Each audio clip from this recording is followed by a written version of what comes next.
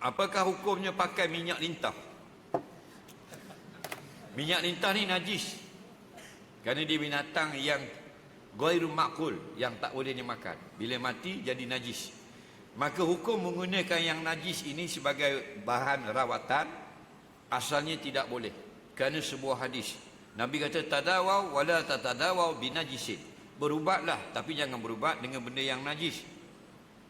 Ulama qiyahkan dengan ayat Quran.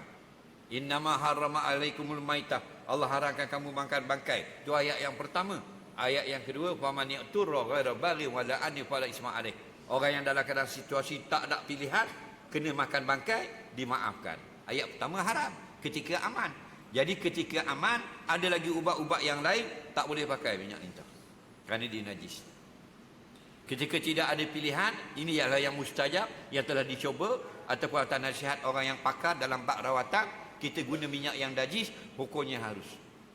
Tetapi bila sampai pada had diharukan guna minyak yang najis, hendaklah dibasuh ketika solat. Kerana syarat sah solat, suci pakaian tempat dan badan daripada najis.